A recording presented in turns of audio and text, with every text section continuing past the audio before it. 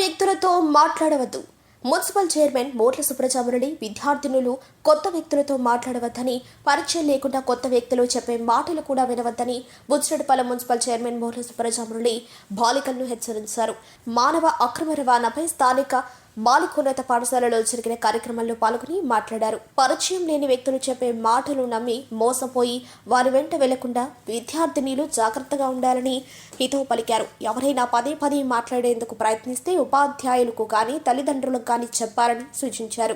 ఈ కార్యక్రమంలో municipal commissioner Balakrishna, ఉపాధ్యాయులు, అధికారులు పాల్గొన్నారు. కమిషనర్ గారికి, ఈ స్కూల్ హెచ్ఎం మేడం గారికి, వేదిక మీద ఉన్న పెద్దలందరికీ, స్కూల్ యాజమాన్యానికి, పిల్లలందరూ కూడా జాగ్రత్తగా ఉండాలి. బయట ఎవరైనా ఏదైనా చెప్తే అవన్నీ మీరు వినకండి. అసలు మీకు ఏదైనా సమస్య ఉన్నదంటే మీ తల్లిదండ్రులతో పంచుకోండి. ఏదైనా మీకు అనుమానం ఉన్నప్పుడు మీ తల్లిదండ్రులతో చెప్పండి. మీ తల్లిదండ్రులతో కూడా చెప్పలేదంటే మీ క్లాస్ టీచర్తో చెప్పండి ఇలా జరుగుతుంది అని. అంతేగాని వాళ్ళు చెప్పే మాటలకి మీరెవరు మోసపోవద్దు. అందరూ జాగ్రత్తగా ఉండాలని కోరుకుంటున్నాను. అదేవిధంగా ఈరోజు మీకు ఇచ్చిన బ్యాచ్లో ఫోన్ నెంబర్స్ కూడా ఉన్నాయి. ఇది డైలీ మీరు చేతికి వేసుకోవడం వల్ల మనకు ఒక ధైర్యం ఉంటుంది. గబుక్కన మనకి తెలియక ఏదైనా జరిగినప్పుడు దాని మీద ఉన్నటువంటి ఫోన్ నెంబర్లకి మీరైతే కాల్ చేయగలిగితే మనం ఎటువంటి ఆపద కలగకుండా మనం కాపాడుకోగలము అని చెప్తున్న ప్రతి ఒక్కరు కూడా మర్చిపోకుండా రోజు అది చేతికి వేసుకోండి. ఈరోజు నాకు ఇంతటి అవకాశాన్ని ఇచ్చినందుకు ధన్యవాదాలు తెలుపుకుంటున్నాను. అదేవిధంగా ఇంత మంచి కార్యక్రమాన్ని మన బుచ్చిరెడ్డిపాలెం మున్సిపాలిటీలో ఈ గర్ల్స్ హై స్కూల్లో పెట్టడం అనేది చాలా సంతోషంగా ఉంది. చాలామందికి అవగాహన కార్యక్రమం ఏర్పాటు చేసినందుకు ప్రతి ఒక్కరికి పేరు పేరున హృదయపూర్వక నమస్కారాలు.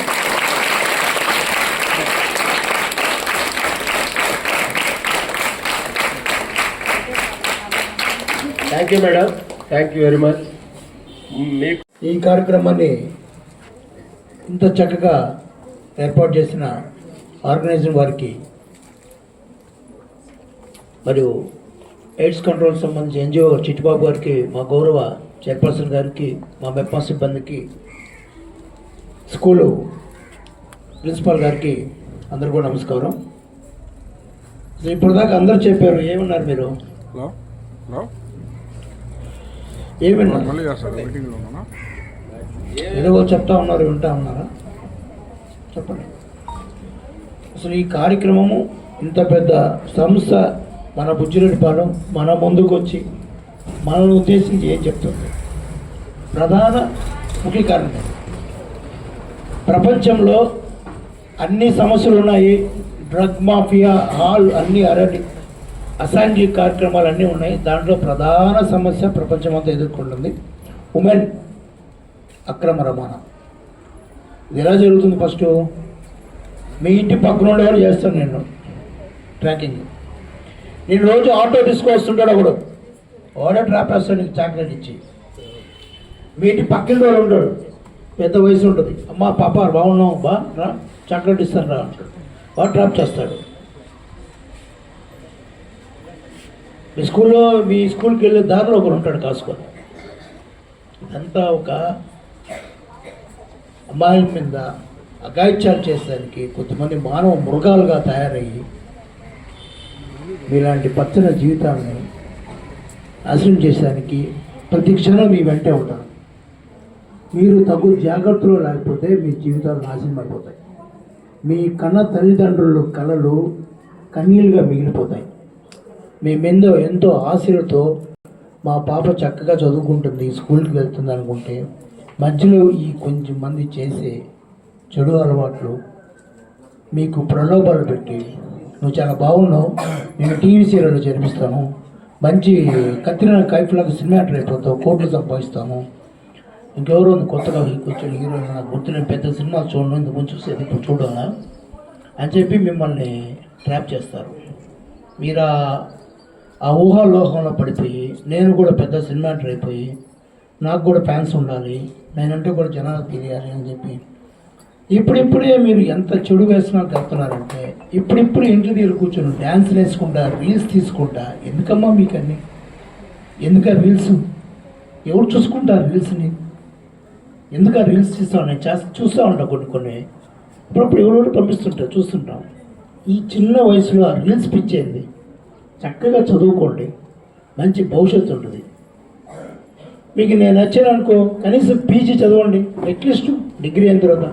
అప్పుడు మీ మైండ్ మెచ్యూర్ అవుతుంది. నాకు ఎవరు కావాలి, ఏంది నా పరిస్థితి ఏంది, మన జీవితం ఏంది, మన కుటుంబ పరిస్థితులు ఏంది, మన కుటుంబం మన అమ్మ నాన్న ఎంత కష్టపడి చదివిస్తున్నారు. ముందు ఈ అవగాహన నేర్చుకోండి. ఇవి నేర్చుకున్న తర్వాత మీకు ఒక అవగాహన వస్తుంది లైఫ్ మీద.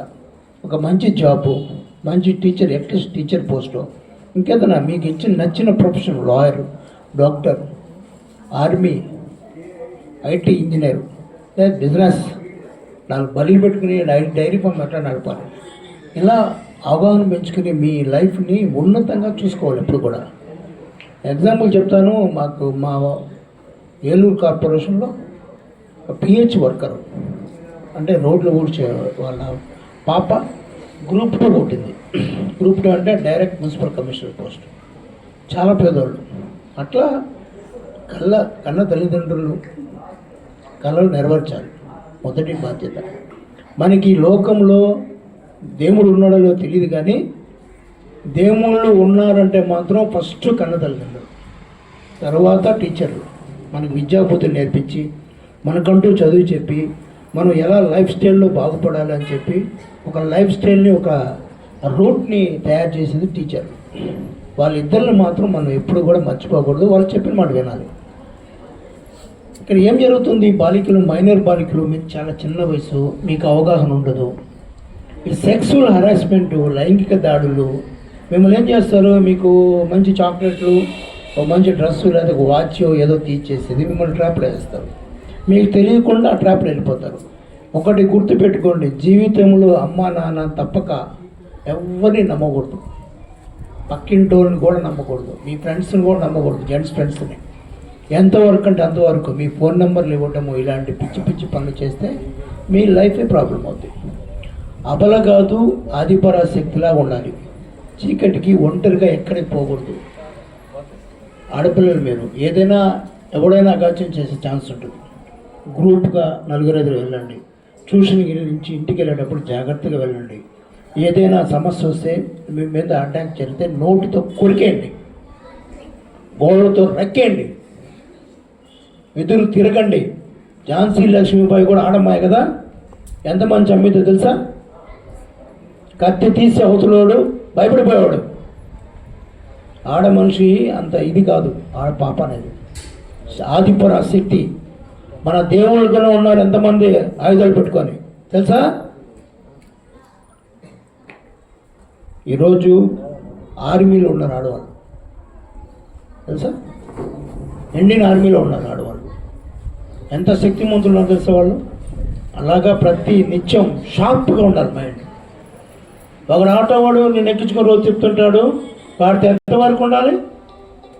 వచ్చామా, మీ ఇంట్లో దిగామా, స్నానం చేసామా, అన్నం తిన్నామా, చదువుకున్నామా?